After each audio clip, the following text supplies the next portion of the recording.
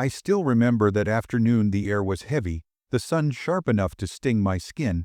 I was driving home from the grocery store when I saw her. Karen. She lived 2 houses down from mine, always dressed in perfect pastel suits, her blonde hair tightly pinned, her sunglasses reflecting everyone she judged. I didn't think much of it until I saw her stop her car in the middle of the road and start yelling. At first, I thought she was arguing with someone over a parking spot again. She had a reputation for that, but then I saw who she was shouting at. It was a man sitting by the sidewalk, wearing torn clothes, holding a small paper cup. A beggar. I parked my car quietly a few meters away. I could hear Karen's voice slicing through the still air. "Get out of here," she barked, pointing her manicured finger at him. "You people ruined the view of this neighborhood." The man didn't respond. He just looked up at her with tired eyes and a calm expression that made me feel something I couldn't explain, a mix of sadness and curiosity. I saw his hands. They were rough, the kind that had worked hard once upon a time. He didn't even lift his cup toward her. He just sat there, silent, as if her words couldn't reach him. But Karen wasn't done. She stormed closer, her heels clicking sharply on the pavement. "Don't you dare sit here. This is private property. I'm calling the police," she shouted, waving her phone in the air as if her voice alone could command the law. The man finally looked up and spoke softly. "Ma'am, I'm not hurting anyone." His tone was respectful but steady. "Please, I'm just resting for a while," Karen scoffed. "Resting on my street? Do you even know where you are?" She turned toward a few neighbors who had started peeking from their porches. "This is exactly what happens when you don't have rules. People like him just take over." Her words echoed down the quiet lane. I felt my stomach tighten. There was something cruel in her voice, something that made the whole street feel colder. The man looked at the ground again, not arguing. I stepped out of my car, thinking maybe I should say something, but before I could, Karen snatched a small paper from his hand. "What's this? Fake papers? You think you own this spot or something?" she mocked. The man quickly stood up, alarmed but still calm. "Please, that's important," he said, but Karen laughed, waving it in the air. "Oh really? Let me guess, a deed to your imaginary mansion." She crumpled the paper and tossed it on the ground. At that moment, something inside me snapped. I walked up and said, "Karen, that's enough." She turned to me sharply. "Oh, of course you defend him. You always think you're the moral hero." Her tone was dripping with sarcasm. "Look around, Rachel. This is our neighborhood. We pay to keep it clean, safe, and decent. We don't need people like him sitting around begging for attention." The man bent slowly, picked up the paper, and brushed off the dust. His hands were trembling slightly. I noticed a small seal printed at the top. It looked official, but I couldn't read it clearly from where I stood. "Karen, you can't treat people like that," I said. "He's not doing anything wrong." She smirked. "Oh, please, don't tell me you're falling for this act. You're too naive, Rachel." The man looked at both of us, his voice low. "I didn't mean to cause trouble. I used to live here, long ago." His words hung in the air. Karen burst into laughter. "Oh, really? Used to live here in this neighborhood?" She gestured toward the row of modern houses. "Maybe in another lifetime, old man. Now move along before I have you arrested." The man sighed and took a step back. He didn't argue or yell. He just nodded quietly and walked toward the corner, his figure small against the bright afternoon light. Karen folded her arms and said proudly, "That's how you deal with these people." She turned to go back to her car, completely unaware that several neighbors had seen everything. I stood there, speechless, as I watched the man disappear down the street. But something about the way he looked back, one brief glance, full of quiet power, made me feel this story wasn't over yet. Something about him didn't fit the image of a beggar at all. Something was hidden beneath that worn-out coat. The next morning, the whole neighborhood was buzzing. Karen's confrontation had made its way into our community group chat. Some people agreed with her, saying the man shouldn't have been there. Others, like me, felt she went too far. I couldn't stop thinking about him. His calmness, the way he held that paper, the strange look in his eyes, it all lingered in my mind. So after lunch, I decided to walk down to the corner where I'd last seen him.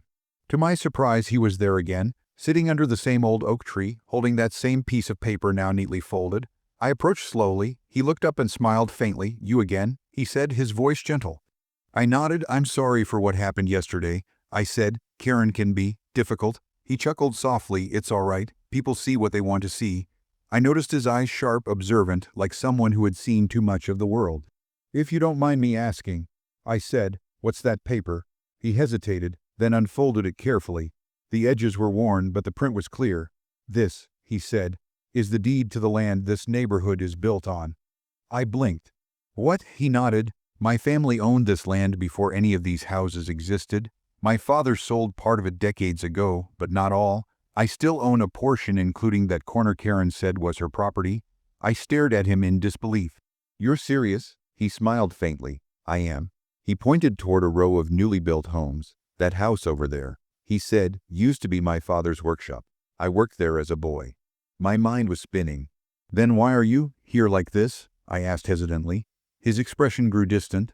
Life doesn't always go as planned, he said. After my wife died, I lost everything trying to save the little I had left. But I kept this paper because it's proof that not everything can be taken away. Before I could respond, a familiar voice cut through the air. Oh no, not you again. It was Karen. She was walking her dog, and the moment she saw us, her face twisted in disgust. Didn't I tell you to leave? She snapped at the man. Are you following me now? I stepped forward. Karen, stop. You don't know who he is. She laughed bitterly. Oh, I think I do a con artist who refuses to move. Her dog barked loudly, sensing her anger. Karen, listen to me. I said firmly. He's not what you think. He owns this land. Karen froze for a moment, then burst out laughing so hard her sunglasses nearly fell off. Owns this land. Oh, that's rich, she said between chuckles. You really expect me to believe that? The man didn't say anything. He just handed her the paper. She took it, glancing over it mockingly until her expression began to change. Her laughter stopped. Her lips parted slightly as she stared at the document. There was an official stamp from the city archives and his name clearly printed. I saw the color drain from her face. This can't be real, she stammered. The man looked at her calmly. It's as real as your anger yesterday, he said quietly. She looked from him to me, completely thrown off balance. You're lying, she said suddenly. You forged this. But her voice was weaker now, less confident. The man shook his head slowly. No, ma'am. I just didn't think I'd need to prove myself to sit under my own tree. Karen stood there speechless, gripping the paper tightly, her knuckles white. The breeze carried a faint smell of cut grass, and for a moment, the entire world seemed to fall silent. The man's eyes never left hers, calm, steady, unbroken. Then, from across the street, Mr. Parker, one of the oldest residents, called out, Wait a minute. I remember you. You're Jacob Thompson's son, aren't you? The man smiled faintly. Yes, sir. My father built the old barn where the community center stands now.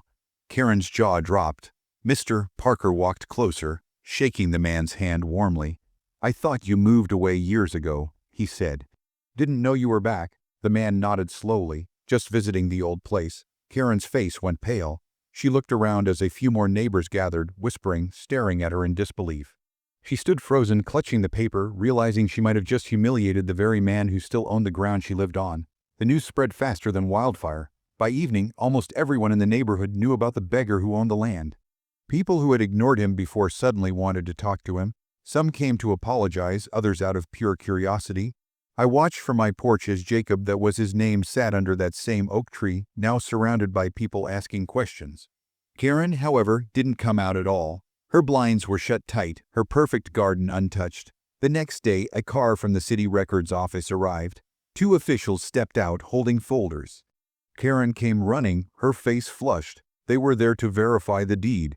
Jacob handed them the document, and one of the officers nodded after a quick check. It's authentic, he said. Mr. Thompson still holds partial ownership of this area, including the land adjacent to your property, Mrs. Walker. Karen's eyes widened. That's impossible, she stuttered. We bought this place fair and square. The officer flipped through his notes. Your purchase covers the house itself, but not the green strip in front, the one you claimed was private. The color drained from her face again. You mean? The officer nodded. Legally, it belongs to Mr. Thompson. I stood there, watching as the realization hit her. Jacob didn't gloat. He didn't raise his voice or demand anything. He simply said, I don't want trouble. I just want peace. But the crowd around them wasn't as calm. People started murmuring, some shaking their heads at Karen. She yelled at the owner. Someone whispered, all that drama for nothing. Karen's lips trembled. I didn't know, she said quietly. Jacob looked at her, his voice steady. Maybe next time, look before you judge. Then he turned and started walking away, leaving her standing there surrounded by the very people she once tried to impress. Later that evening, I found Jacob by the tree again. The sun was setting, painting the sky orange and gold. "You handled that with grace," I said. He smiled faintly. "Anger never wins," he replied. "It only shows how small we think." I nodded, feeling humbled. "Are you going to stay here?" I asked. He shook his head. "No, I'll visit sometimes. This place holds memories, not power." He looked at the oak tree one last time, his eyes soft. "My father planted this tree when I was 5. He said it would outlive all of us. Guess he was right." As he walked away, I couldn't help but look toward Karen's house. The curtains were still closed and her car was gone. That evening, the street felt different, quieter, wiser somehow. Everyone had seen what pride could do and what patience could reveal. The man who was treated like dirt turned out to be the one who owned the very ground under their feet. And I knew one thing for sure: no one in our neighborhood would ever look at a beggar the same way again.